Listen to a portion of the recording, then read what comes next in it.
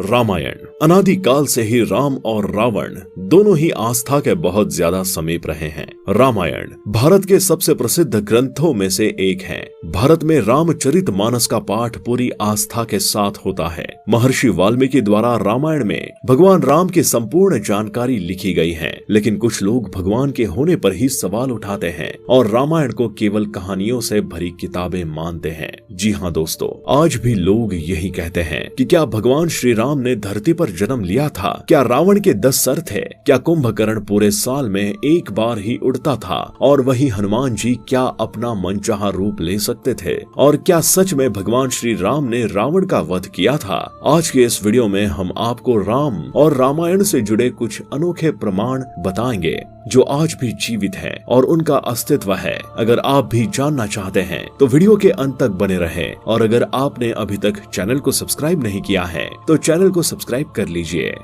Number 1, cobra की तरह दिखने वाली गुफा। सबसे पहले प्रमाण की बात करें तो वो ये है कि जब रावण सीता माँ का हरण करके उन्हें अपने महल लेकर जाता है, उससे पहले वो माता सीता को इस गुफा में रखता है, जिसका आकार बिल्कुल कोबरा सांप के सर की तरह है। इसकी कोई नक्काशी नहीं की गई है और ये गुफा आज भी उसी आकार में है।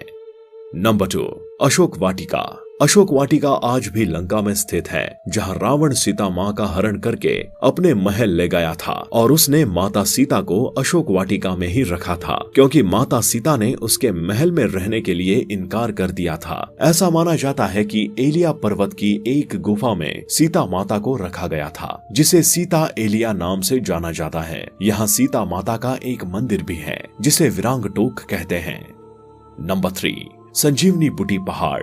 संजीवनी बूटी पहाड़ से तो आप सबको याद आ ही गया होगा कि जब लक्ष्मण जी को मेघनाथ ने बाण मारा था और वो मूर्छित हो गए थे, तो लक्ष्मण जी की जान बचाने के लिए हनुमान जी संजीवनी बूटी का पहाड़ ही हिमालय से ले आते हैं। वेद सुषीण ने संजीवनी को चमकीली और विचित्र गंध वाली बूटी बताया है। संजीवनी पर्वत आज भी श्रीलंका में मौजूद है। बाद में हनुमान जी ने इस पहाड़ के टुकड़े कर इसे श्रीलंका में फेंक दिया था। जहाँ जहाँ इस पहाड़ के टुकड़े गिरे, वहाँ के पेड़ पौधे और जड़ी बूटी बाकी जगहों से अलग होती है।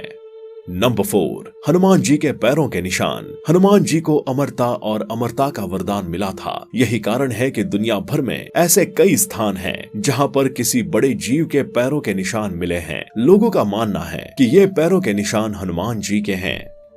नंबर 5, मलेशिया में हनुमान जी के पैरों के निशान।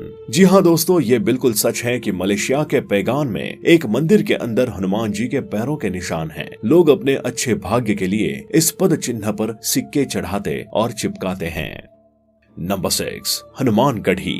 अयोध्या में आज भी ये स्थान है। माना जाता है कि हनुमान जी श्री राम का इस स्थान पर हर रोज इंतजार किया करते थे। रामायण के अनुसार जब सीता माता का अपहरण हुआ था तो भगवान श्री राम जी की मुलाकात हनुमान जी से हुई। आज उस स्थान को हनुमान गढ़ी के नाम से ही जाना जाता है। इसका उल्लेख रामायण में भी किया गया है। नंबर 7, कोंडागट्टू।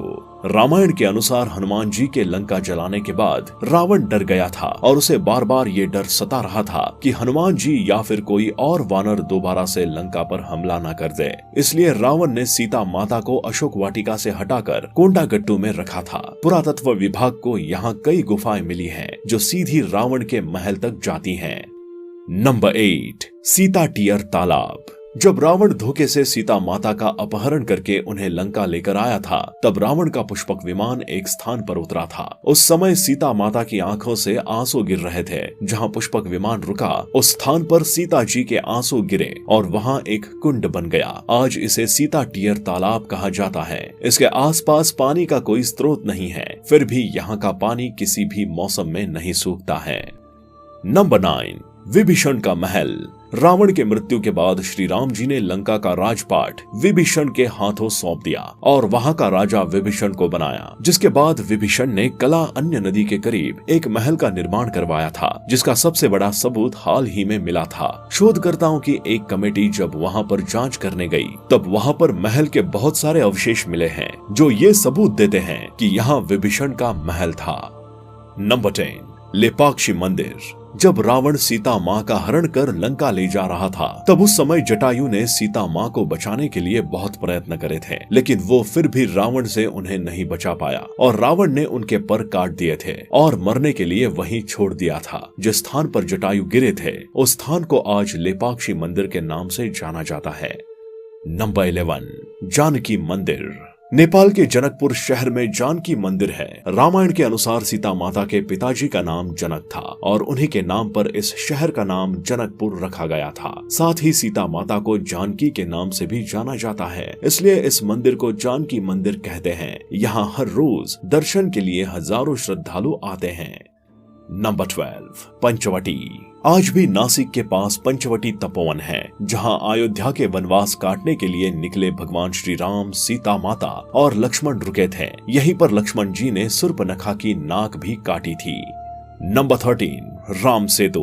राम सेतु को एडम्स ब्रिज भी कहा जाता है। ये चूना पत्थर से बनी श्रृंखला है। भौगोलिक प्रमाणों से पता चलता है कि किसी समय ये सेतु भारत और श्रीलंका को भूमि मार्ग से आपस में जोड़ता था। ये पुल करीब 30 किलोमीटर लंबा माना जाता है। 15वीं शताब्दी तक ये पैदल पार करने लायक था। एक चक्रवात के कारण ये पुल अपने पूर्ण स्वरूप में नहीं रहा। राम सेतु एक बार फिर सुर्खियों में तब आया जब नासा के उपग्रह द्वारा लिए गए फोटो मीडिया में सुर्खियां बने थे। समुद्र पर बने सेतु को राम जी की दूसरी विजय कहा जा सकता है, क्योंकि रावण को विराट समुद्र की तरफ से किसी से कोई खतरा नहीं था। नंबर 14, पानी में तैरने वाले पत्थर। नल और नील की उपस्थिति में वानर सेना ने 5 दिन में 30 किलोमीटर लंबा और 3 किलोमीटर चौड़ा पुल तैयार किया था और उन्होंने जिन पत्थरों का कमाल किया था और उन पत्थरों पर राम नाम लिखा था, वो पत्थर पानी पर तैरते थे, जिसके कारण पुल बनकर तैयार हुआ था। राम सेतु पुल के पत्थर पानी पर तैरते थे। सुनामी के बाद रामेश्वरम के उन पत्थरों में से कुछ जमीन पर आ गए थे। शोधकर्ताओं ने जब उन्हें दोबारा पानी में फेंका तो वो तैर रहे थे, जबकि दूसरे पत्थर पानी में डूब जाते थे। पत्थर दिखाई दिए थे। आज भी कई साधु संतों के पास इस तरह के पत्थर हैं जो कि पानी में तैरते हैं। नंबर 15, रामायण कालीन हवाई अड्डे। श्रीलंका की रामायण अनुसंधान टीम ने रावण के रामायण काल के 4 हवाई अड्डे खोजने का दावा किया है। पिछले 4 सालों में लंका के दुर्गम स्थानों की खोज के दौरान रावण के 4 हवाई अड्डे हाथ लगे। कमेटी के अध्यक्ष अशोक केंट का कहना है, रामायण की लंका वास्तव में श्रीलंका ही है। यहाँ उसानगुड़ा, गुरुलोपोथा, तोतुपोला कंदा और वरियापोला नामक 4 हवाई अड्डे मिले हैं। तो दोस्तों, आप रामायण और राम से जुड़े इन प्रमाणों के बारे में जानकर क्या कहना चाहते हैं, हमें कमेंट बॉक्स में कमेंट करके जरूर बताएं। और चैनल को अगर अभी तक आपने सब्सक्राइब नहीं किया तो चैनल को सब्सक्राइब कर लीजिए। धन्यवाद।